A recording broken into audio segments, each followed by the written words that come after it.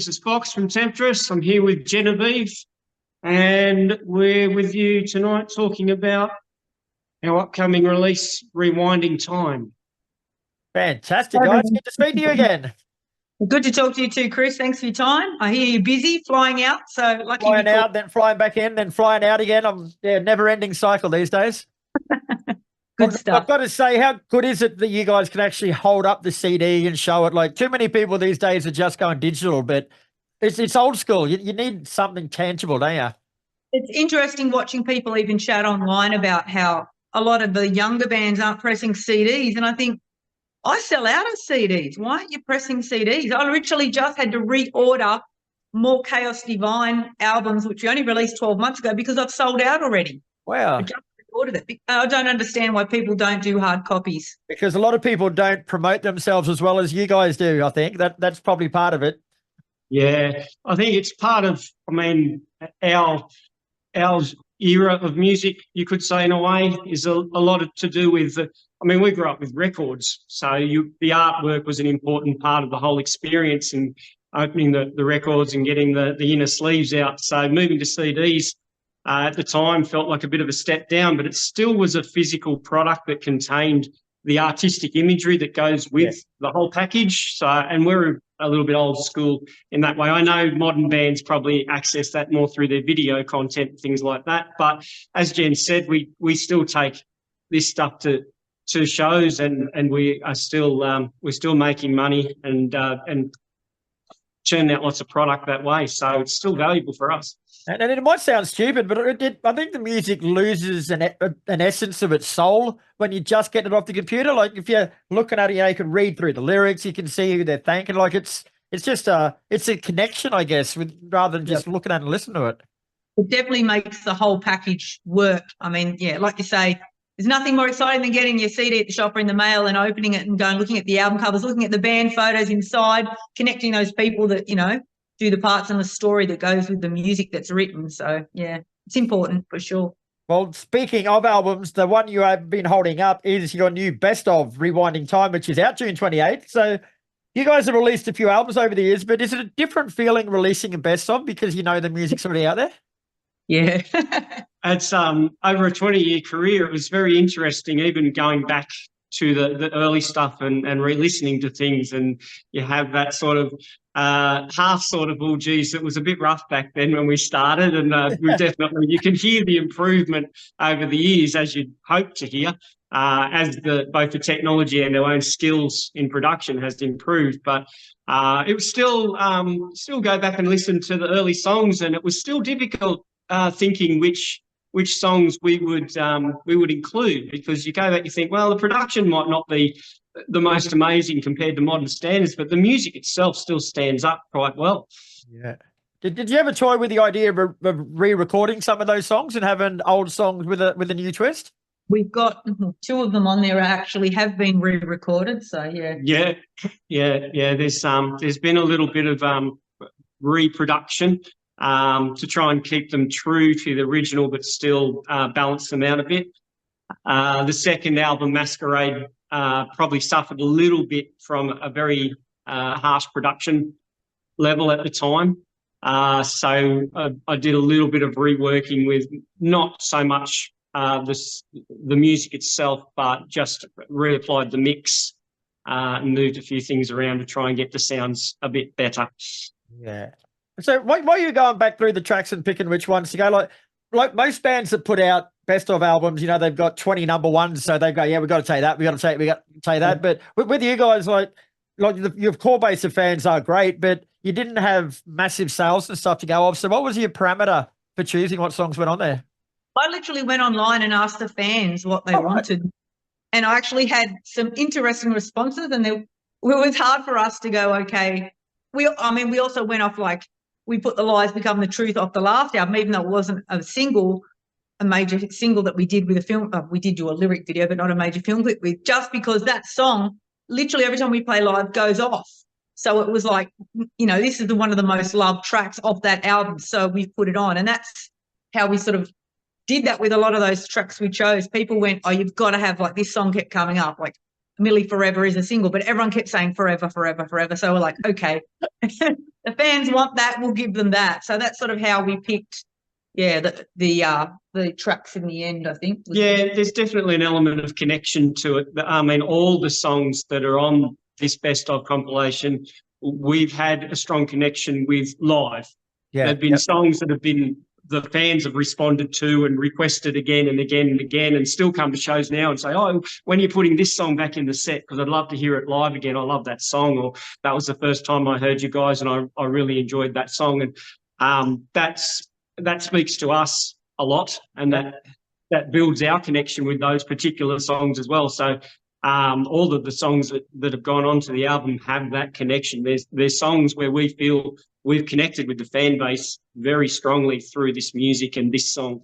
Yeah. How about from a personal level? Like, you'd be going back through some songs that you've probably even forgotten that you'd done in some respect. Like, did you still feel as connected to the older material, I guess, as you did back then?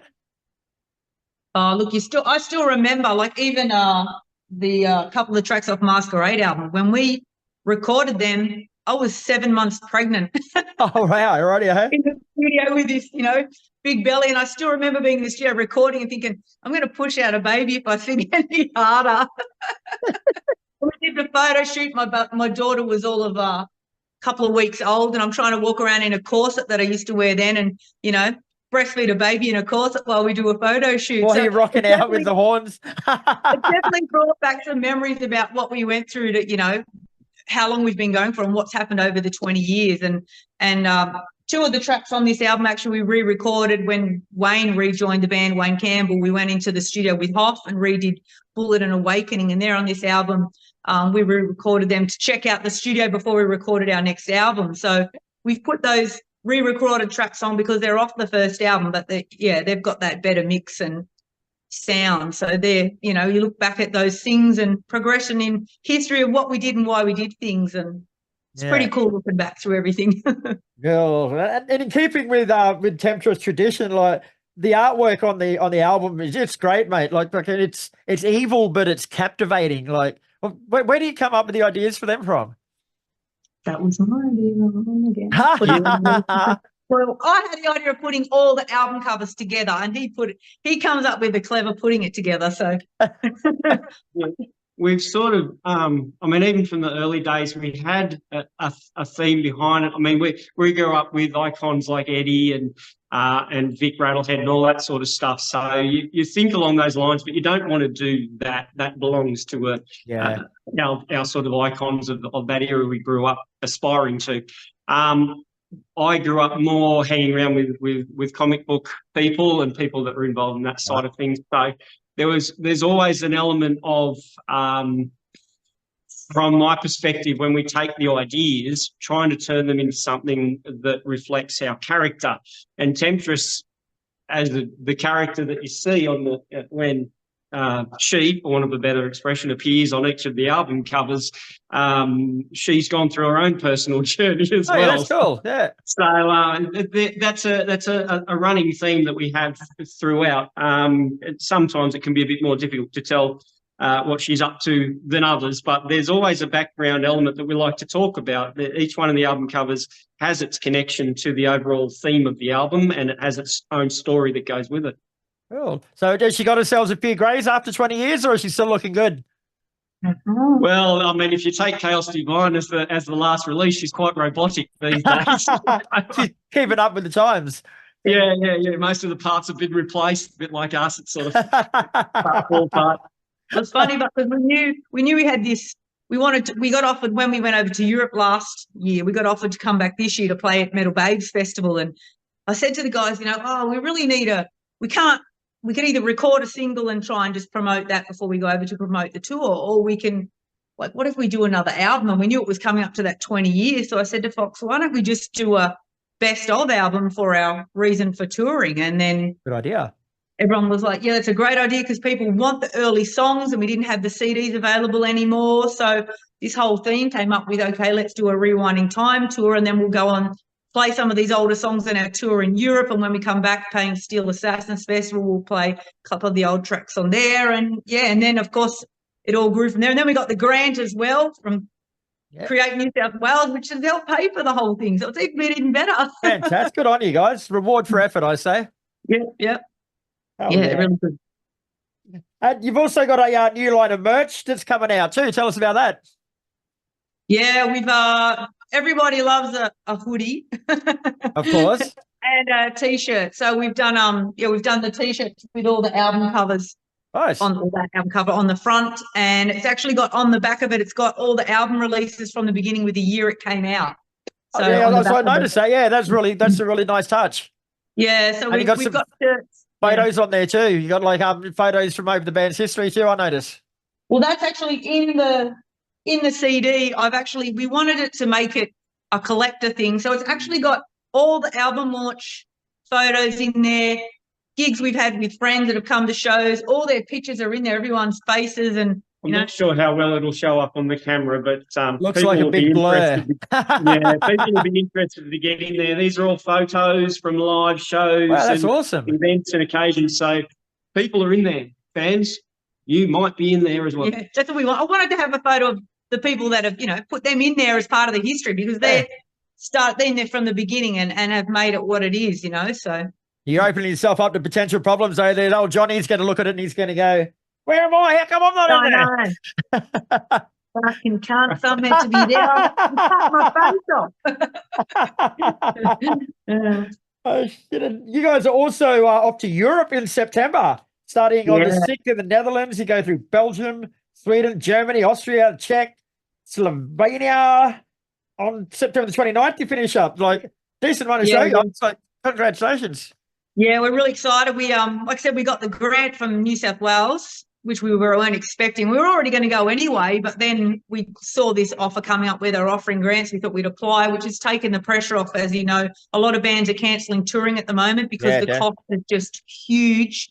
Flights are not cheap anymore, car hire, all that stuff. And yeah, we literally, someone even wrote on my tour, why aren't you playing Sweden? I said, give me a contact. So they did. And then Thomas reached out to me and said, I'll give you a show. So then we were like, okay, Sweden's added in the date. And that's awesome. We even had people want us to play France, but it's logistically fitting everything in. Yeah. I know it's not as big as Australia, but it just, at some point you've got to travel from A to B and you actually need to stop and rest as well. So definitely. Some sleep. So we fit it in as much as we can. There may be a couple more dates added in there from different places. We've got a booker from overseas who's helping me out. So if you can grab a couple more shows, we'll slot them in and announce them a bit closer to the date. We've only really got sort of 10 weeks and we're pretty much got to be packed up and ready to go. So that's awesome, guys. And just say somebody stumbled across this interview and they're watching it going, yeah, these guys sound all right. Like, give us 3 songs off your best of that people should listen to if they know nothing about Temtris to introduce them.